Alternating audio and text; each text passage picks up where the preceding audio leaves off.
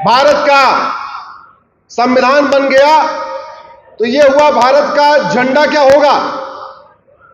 सब लोगों ने कहा पूरा का पूरा आजादी का मूवमेंट, फ्रीडम मूवमेंट भगवा झंडा सर पे बांध के हुआ है, इसलिए भारत का राष्ट्रीय झंडा होना चाहिए भगवा। भगवा झंडा ओम निशान ये सबने कहा था होना चाहिए, लेकिन नहीं हुआ, बदल दिया गया। जो पहला झंडा डिजाइन हुआ वो भगवा झंडा ओम निशान था। यह हुआ कि भारत का राष्ट्रगान क्या होना चाहिए। संविधान निर्माता बोले चूंकि पूरा का पूरा आजादी का आंदोलन वंदे मातरम भारत माता की जय से हुआ है, इसलिए हमारा राष्ट्रगान भी वंदे मातरम होना चाहिए। मेरा यह मानना है ऐसे हमें दोबारा अपनी फिर से संस्कृति को वापस बहाल करना है। हमें जातियों में नहीं बंटना चाहिए, भाषा के आधार पर नहीं बंटना चाहिए। और मैंने फिर से कहा, सांसद किसी पार्टी का नहीं होता, चुनाव लड़ने तक वो किसी पार्टी का होता है। जैसे वो चुनाव जीत जाता है वो सबका हो जाता है, और उसकी ड्यूटी है संविधान में लिखे हुए एक एक वाक्य को लागू करना। और संविधान ये भारत का है, ये अमेरिका, दुबई, कुवैत, बहरीन या ईरान, इराक का संविधान नहीं है, भारत का संविधान है। इसलिए भारत की संस्कृति को प्रचार प्रसार करना इसकी ड्यूटी है। भारत को बर्बाद करने के लिए, भारत की डेमोग्राफी को बदलने के लिए बहुत बड़े बड़े षड्यंत्र हो रहे हैं। जो सबसे बड़ा षड्यंत्र हो रहा है कि भारत में विदेशी पंथ के प्रार्थना स्थलों की संख्या बढ़ाई जा रही है। बड़े प्लान्ड वे में जो फॉरेन रिलीजन है, जो विदेशी मजहब है, जो विदेशी रिलीजन है, वो अपनी संख्या बढ़ा रहे हैं। और उसका उद्देश्य क्या है कि अगली जनगणना जब हो तो उसमें मंदिरों से ज्यादा संख्या मस्जिदों की हो जाए। आज की डेट में सब कुछ ऊपर सैटेलाइट से देखा जा सकता है। हम बार बार कहें हिंदुस्तान हिंदू राष्ट्र है, हिंदुस्तान हिंदू राष्ट्र है, लेकिन जब यूएन की तरफ से कहा जाएगा एक बार जरा भारत के किसी एरिया में देखो भाई, पर्टिकुलर इस कोल्हापुर में या पर्टिकुलर इस एरिया में कितने मंदिर हैं और कितने मस्जिद, पता चला मंदिर की संख्या से ज्यादा तो आपकी मस्जिद हो गई, मंदिर की संख्या से ज्यादा तो आपके चर्च हो गए। फिर आप कहते रहिए भाई हिंदुस्तान हिंदू राष्ट्र है, धार्मिक स्थलों की संख्या गिनी जाती है। जब जनगणना होती है केवल लोगों की संख्या नहीं गिनी जाती, बल्कि गांव में कुओं की संख्या गिनी जाती है, गांव में मंदिर की संख्या गिनी जाती है, गांव में मस्जिद की संख्या गिनी जाती है, गांव में चर्च की संख्या गिनी जाती है, स्कूलों की संख्या गिनी जाती है। यह भी गिना जाता है कि कितने मदरसे हैं और कितने यहां पे मिशनरी स्कूल हैं और कितने गुरुकुल हैं। हालत ये होती जा रही है, गुरुकुल से ज्यादा मदरसे होते जा रहे हैं, गुरुकुल से ज्यादा मिशनरी स्कूल होते जा रहे हैं, गुरुकुल से अपने मंदिर से ज्यादा मस्जिद और चर्च बनते जा रहे हैं। ये हमारे लिए बहुत चिंता की बात है। हिंदुस्तान में एक भी मस्जिद सरकार के कंट्रोल में नहीं है,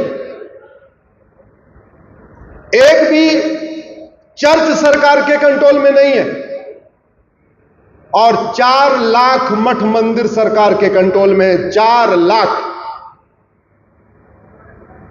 मस्जिद से सरकार 1 रुपए नहीं लेती, चर्च से सरकार 1 रुपए नहीं लेती, लेकिन मठ मंदिरों की लगभग 1 लाख करोड़ रुपए की प्रॉपर्टी पे सरकार का कब्जा है। चर्च और मस्जिद को कंट्रोल करने के लिए भारत के किसी एक भी राज्य में कानून नहीं है, और मठ मंदिरों को कंट्रोल करने के लिए भारत के 18 राज्यों में कानून बने हुए हैं। चर्च और मस्जिद कंट्रोल करने के लिए एक भी कानून नहीं है, और मठ और मंदिर कंट्रोल करने के लिए 35 कानून चल रहे हैं। इन 35 कानूनों को हमने सुप्रीम कोर्ट में चैलेंज किया हुआ है, मामला कोर्ट में चल रहा है, लेकिन हमारी लड़ाई तो सुप्रीम कोर्ट में चलती रहेगी। मैं आप लोगों से हाथ जोड़ के निवेदन कर रहा हूं, इन विषयों पे आप लोग बोलना शुरू करिए। आप जमीन पे जुड़े हुए हैं, आप ज्यादा से ज्यादा लोगों से मिलते हैं, हम तो बहुत कम लोगों से मिल पाते हैं। हमारी एक व्यस्तता है, हम सुप्रीम कोर्ट में रहते हैं, फिर बाहर आ जाते हैं, फिर सुप्रीम कोर्ट चले जाते हैं। इस विषय को बढ़ाना चाहिए, और बढ़ाने का तरीका यह है, आप लोग सोशल मीडिया का उपयोग करिए। आप लोग व्हाट्सएप तो उपयोग करते हैं, लेकिन फेसबुक उपयोग नहीं करते। आप में से कितने लोग फेसबुक उपयोग करते हैं? जरा हाथ उठाएं।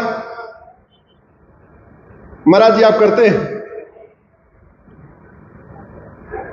आप अपने फेसबुक पे 5000 लोगों को जोड़िए। फेसबुक पे आप 5000 लोगों को जोड़ सकते हैं। तो जब आप सबके फेसबुक पे 5-5 हजार लोग होते चले जाएंगे, तो हमारा किसान भी जुड़ जाएगा, हमारा मजदूर भी जुड़ जाएगा, ऑटो चलाने वाला भी जुड़ जाएगा, रिक्शा चलाने वाला भी जुड़ जाएगा। मैंने फेसबुक का नाम इसलिए लिया क्योंकि ट्विटर भारत में 5 करोड़ लोग यूज करते हैं, और फेसबुक भारत में 50 करोड़ लोग यूज करते हैं। 50 करोड़ का मतलब लगभग 1/3 भारत फेसबुक पे है।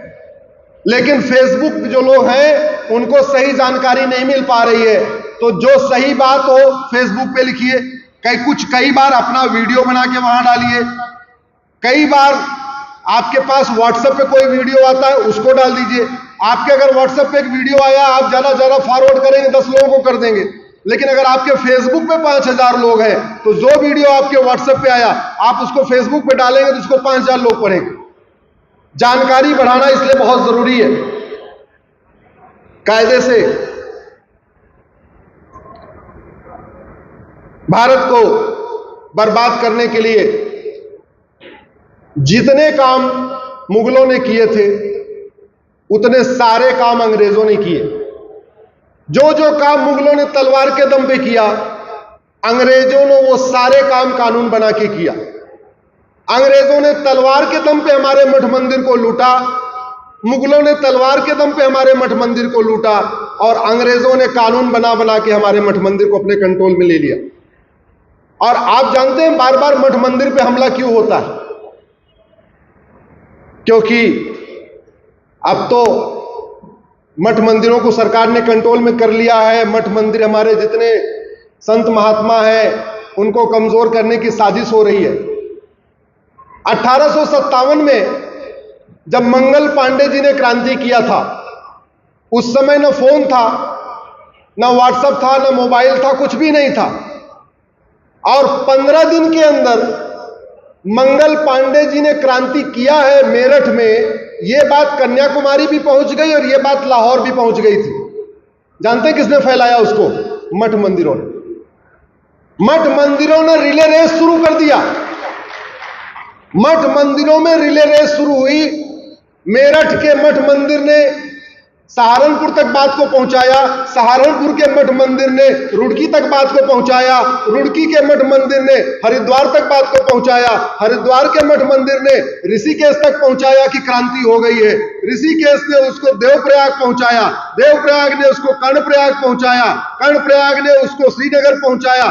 और ऐसे 15 दिन के अंदर कि अंग्रेजों ने गाय की चर्बी लगा दिया है उसके ऊपर, गोली के ऊपर, और इसलिए मंगल पांडे ने विद्रोह किया है, यह बात लाहौर तक पहुंच गई थी।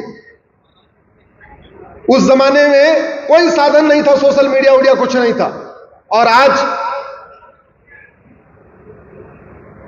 लगभग 25 लाख से ज्यादा मांसाहारी लड्डू बिक गया तिरुपति में। 25 लाख पैकेट से ज्यादा।